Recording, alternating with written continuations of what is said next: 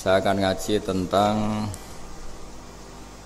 betapa mudahnya berbuat baik dan betapa mudahnya bersosialisasi yang jadi kebutuhan sosial masyarakat. Kemudian di saat yang sama sebagai kebaikan menurut Islam. Ini saya baca kitab yang sangat otoritatif, yaitu kitab Sahih Muslim, di mana kita tahu dalam Islam pegangan ahli sunnah wal jamaah juga pegangan ulama seluruh dunia adalah Al-Kutubus Sittah, kitab 6 diantaranya yang hadis Bukhari Muslim. Di sini ketika Nabi ditanya tentang beberapa kebaikan, yaitu dari pertanyaan ayul a'mali afdal, amal apa yang terbaik, di antaranya Nabi menyebut sekian: iman billah, iman kepada Allah Ta'ala. Kemudian ini yang penting dilakukan semua pemimpin, oleh bupati, oleh wakil bupati, oleh seluruh pemimpin, baik struktural maupun kultural, maupun pemimpin kecil, yaitu di keluarga. Yaitu Nabi ngendikan di antara misi Islam adalah memperdekakan budak. Kemudian ada yang lagi tanya lagi, fa'illam af'al. Lalu dari sekian kebaikan yang butuh biaya itu saya tidak mampu melakukan ya Rasulullah. Kalau nyumbang masjid saya tidak mampu. Kalau berbuat bikin fasilitas umum saya tidak mampu. Ada yang sekian pertanyaan dari sahabat, kalau misalnya kebaikan yang butuh biaya kami tidak mampu, termasuk di sini disebutkan kemampuan berhaji, kemampuan zakat, kemampuan sedekah. Kalau semua itu kami tidak mampu ya Rasulullah. Kata Nabi, tu'inu soni'an aw tasna'u li akhraq. Ini di Sahih Muslim di bab iman dengan judul Babu bayani kaunil iman billah afdalal a'mal. Kalau saya tidak mampu semua melakukan itu ya Rasulullah, yaitu melakukan kebaikan yang butuh biaya, kayak bangun masjid, bangun jalan, bangun fasilitas-fasilitas publik. Tu'inu soni'an aw tasna'u li akhraq. Tu'inu nulungi sira soni'an ing wong sing ahli sun'ah, ahli kreatif, atau ahli, kalau orang sekarang itu bilang dia pekerja rumahan atau production house atau apa saja. Autas nauli akhraq, atau kamu membantu orang yang tidak punya pekerjaan. Terus sahabat masih tanya, aro'aita indo'iftu an ba'dil amal. Kalau semua kebaikan aktif saya tidak mampu melakukan ya Rasulullah, kebaikan menolong orang lain, kebaikan yang bersifat aktif. Jawabnya Nabi, dan ini pegangan saya, pegangan kita semua, panduan dari Rasulullah SAW. Nabi ngendikan, takufu syarroka anin nas fa innaha sodakotun minka ala nafsik. Ya, saya ulang lagi, takufu syarroka anin nas fa innaha sodakotun minka ala nafsik. Kamu dalam berislam cukup menjaga supaya kejelekan kamu tidak punya imbas pada orang lain. Ya, ini penting dalam Islam. Jadi kalau tidak bisa berbuat baik, potensi keburukan kita jangan sampai menimpa orang lain. Keburukan itu bisa kejahatan kriminal, bisa kejahatan pidana atau merugikan orang lain, atau kejahatan yang tidak sampai kriminal tapi mengganggu orang lain. Misalnya contoh gampang ini, saya sumpek-sumpeknya sendiri ingin jalan-jalan, main di teman yang di jam kerja. Ini kan sumpek-sumpeknya saya sendiri ingin hiburan, terus wisata atau dolan ke teman yang sebetulnya saat itu dia mungkin ngaji atau kerja atau harus memenuhi kewajiban cari nafkah.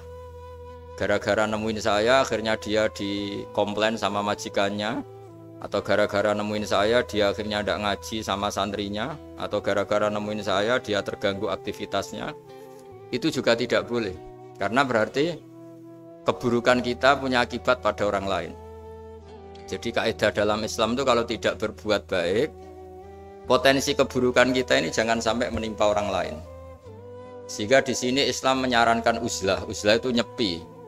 Jadi misalnya kita baru penat, baru bawaannya itu emosi, baru gak suka kumpul orang, itu ya sebaiknya jangan jalan-jalan. Karena di antara kebaikan Islam itu tabassum, senyum, atau talqatu wajhin, ceria.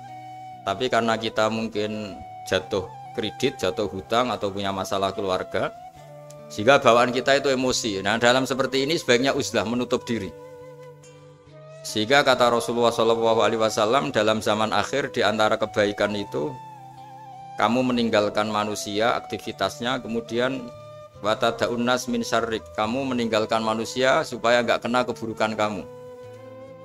Jadi ada momen, ada saat di mana kita mungkin kalau ketemu orang itu bawaannya ingin sengak, ingin ngomong yang enggak enak, atau kita baru penat, itu sebaiknya uzlah saja, mengurung diri di kamar atau isolasi sendiri, karena bawaannya baru emosi. Nah, ini yang jarang dipraktekkan. Kalau sekarang malah banyak yang saat susah malah bawaannya ingin namam, ingin menvonis orang lain atau ngadili orang lain. Padahal pesannya Nabi, kalau semua kebaikan aktif tidak bisa kamu lakukan itu, takuffu syarra ka'anin nas fa innaha shadaqatun minka ala nafsik. Sehingga keburukan kita, ya saya ulang lagi, keburukan kita yang ingin emosi, ingin apa, itu tidak punya akibat orang lain. Di sini kearifannya Rasulullah SAW, beliau masyhur ngendikan, layak dilqadi wa ghadban. Jangan sampai seorang hakim bikin keputusan ketika emosi, karena bawaannya orang emosi itu pasti nggak terkontrol intelektualnya, nggak terkontrol nuraninya, nggak terkontrol semua sifat baiknya. Itu kalau punya keputusan bahaya sekali. Sehingga Nabi dari awal ngendikan layak dilqadi wa ghadban, orang yang sedang emosi tinggi jangan bikin keputusan penting. Kemudian oleh ulama diteruskan juga jangan bikin keputusan penting orang yang sangat lapar, atau yang sangat kenyang, atau yang sangat ngantuk, atau yang super sibuk. Jadi hal-hal yang potensi buruk dalam mengambil keputusan itu harus ditinggalkan. Sehingga misalnya bupati atau wakil bupati kalau sedang tidak nyaman dengan suasana apa, nggak boleh rapat kemudian memutuskan keputusan penting. Begitu juga kiai dan semuanya. Nah, ini yang supaya otoritatif. Kenapa saya bawa kitab itu logikanya jelas ya. Kita sebagai dai, sebagai ustadz, atau sebagai mubaligh, atau sebagai siapa saja, yang ingin kita wariskan ke umat Rasulullah adalah dawuh-dawuhnya Nabi. Dan kalau kita ngaji tidak pakai kitab, itu sebenarnya umat kita jejali dengan pikiran kita, dengan ide kita. Jangan-jangan ide kita, pikiran kita ini tidak mewarisi pikiran Islam, tapi pikiran kita atau emosi kita. Tapi kalau kita baca kitab, artinya umat ini berhak mendapat apa yang diteladankan dan disabdakan oleh Rasulullah SAW. Tapi kalau kita, itu pasti inginnya itu kita. Misalnya kita Bupati Banyuwangi, mungkin kita akan cerita Banyuwangi dengan asik. Tapi bagi daerah lain, apa urgensinya bagi saya? Begitu juga kalau kita kiai, mungkin kita akan cerita fadhilnya kiai. Tapi bagi orang lain yang keutamaannya jadi pekerja, jadi satpam, jadi guru, jadi pegawai negeri yang adil. Sehingga subjektivitas kita ini akan tinggi. Tapi kalau kita sebagai kiai baca hadis, maka umat ini mendapatkan panduan dari Rasulullah SAW. Nah, dari sekian panduan itu kata Nabi, jika Anda tidak bisa berbuat kebaikan aktif, maka kebaikan yang harus Anda lakukan adalah potensi kejelekan kamu jangan menimpa orang lain. Makanya saya berkali-kali bilang, saya ini termasuk kiai yang jarang main ke alumni. Karena tadi kadang-kadang alumni itu sudah mau kerja di tempat kerjanya atau mau janjian nganter anaknya sekolah, gara-gara ada saya mungkin semua itu dibatalkan. Sehingga silaturahim itu juga harus dimanage supaya tidak mengganggu haknya orang yang kita silaturahimi. Jangan sampai silaturahim jam 9 saatnya orang kerja, kemudian dia dapat peringatan dari pabriknya gara-gara sering didolani kiainya, itu kan jadi ribet. Atau kiai karena sering didolani terus tidak ngaji, metu tamu terus, itu kan jadi ribet.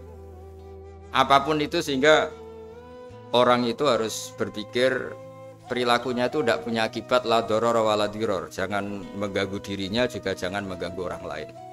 Ini oleh Nabi disebut takuffu syarra ka'adin nas fa innaha shadaqatun minka ala nafsik.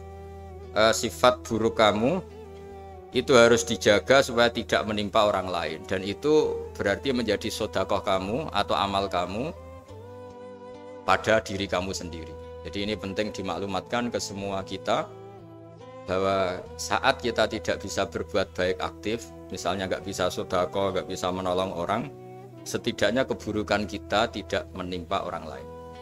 Nah, termasuk keburukan yang terselubung adalah kita punya pikiran yang menurut kita ini hebat, tapi bagi orang lain mungkin bahaya.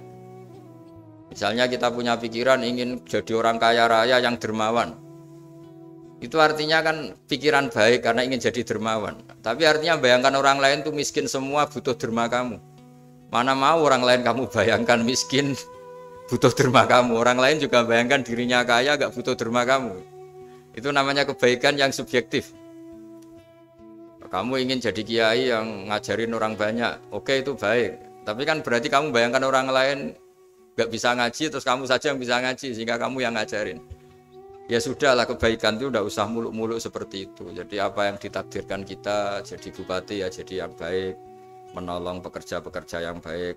Saya kemarin diceritain banyak oleh Mas Anas aktivitas Pemda Banyuwangi yang menolong banyak orang, juga masyarakat juga saling menolong dan seterusnya dan terusnya. Jadi ini jelas maksud saya supaya bupati dan semuanya pemimpin melakukan kebaikan itu berdasar panduan dari Rasulullah SAW, di mana di antara aturan yang dianjurkan beliau adalah aktivitas kita sebagai manusia adalah tu'inu soni'an au tasna'uli akhra. Ya, saya ulang lagi, saya ulang teks hadisnya secara lengkap supaya dapat berkahnya Rasulullah SAW.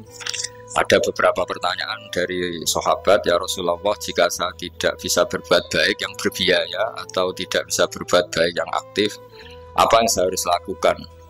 Nabi ngendikan tu'inu shani'an aw tasna'ul asra. Kamu membantu orang yang pekerja atau kreatif, orang-orang yang kreatif atau pekerja apa saja kamu bantu dan bantu orang yang tidak punya pekerjaan.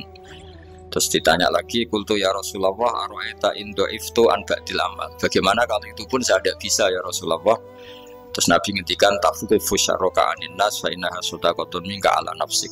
Yang penting keburukan kamu tidak menimpa ke orang lain dan itu bagian dari sedekah kamu.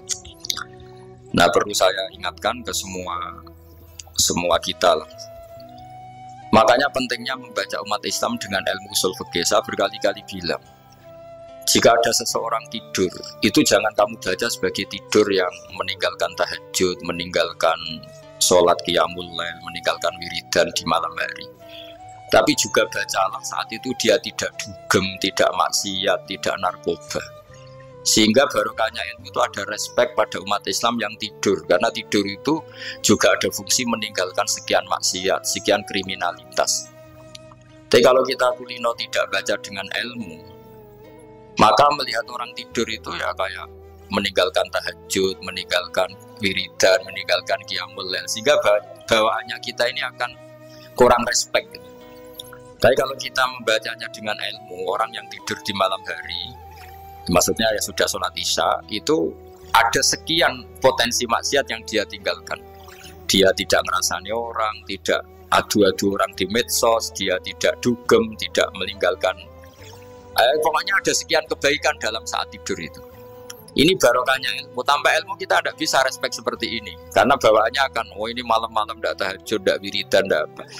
Tapi kalau kita dengan ilmu, itu akan membaca dengan tidur, artinya orang tidak maksiat, tidak dugem, tidak ngerasain orang, tidak ngata-ngatain orang.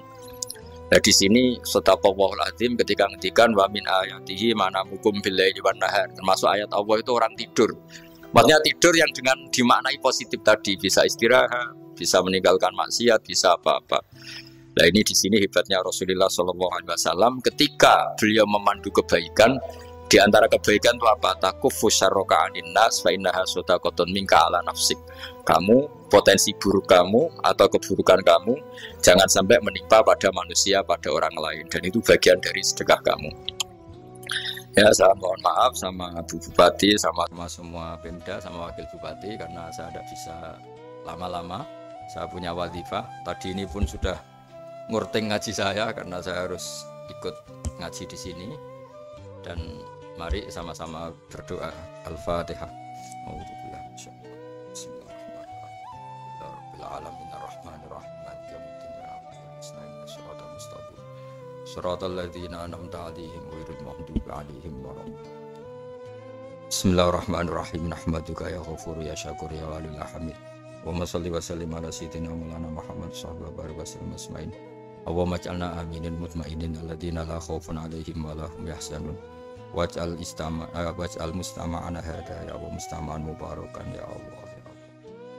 Allah barik fi mustama'atina wa fi firaqina wa fi uslatina wa fi mu'akhatina mu'akhatan fika laka wa fika mu'akhatan ya Allah yuzkaru fiha ismukal azim. Allahumma ya Allah illam akun ya Allah ahlan an ablugha rahmataka ya Allah farahmatuka ahlun an tablughana. Allahumma ya Allah illam nakun ya Allah ahlan an nablugha rahmataka farahmatuka ahlun an tablughana jami'an. Rahmatuka ya wa awsa'u wa awsa' ya Allah. Allahumma ya wa maghfiratuka awsa'u min dhunubina wa rahmatuka arja indana min amalina. Allahumma ya wa maghfiratuka awsa'u min dhunubina wa rahmatuka arja indana min amalina. Allahumma ya wa maghfiratuka awsa'u min dhunubina wa rahmatuka arja indana min amalina. Rabbana zalamna anfusana wa illam taghfir lana wa tarhamna lanakunanna minal khasirin. Rabbi ighfir li wa liwalidayya liman dakhala baytiya mu'mina wa lil mu'minina. Rabbi ighfir li wa liwalidayya liman dakhala baytiya mu'mina wa lil mu'minina wal mu'minat. Rabbana atina fid dunya hasanah wa fil akhirati hasanah wa qina adzabannar. Sallallahu alaihi sayyidina Muhammad sallallahu alaihi wasallam. Subhana rabbika rabbil izzati amma yasifun wa salamun alal mursalin alhamdulillahi rabbil alamin. Sirrul Fatihah. Bismillahirrahmanirrahim. Alhamdulillahi rabbil alamin. Ar-Rahmanir Rahim. Maliki yaumiddin. Na'budu wa nasta'inu ihdinas siratal mustaqim. Siratal ladzina an'amta 'alaihim ghairil maghdubi 'alaihim waladdallin. Assalamualaikum warahmatullahi wabarakatuh.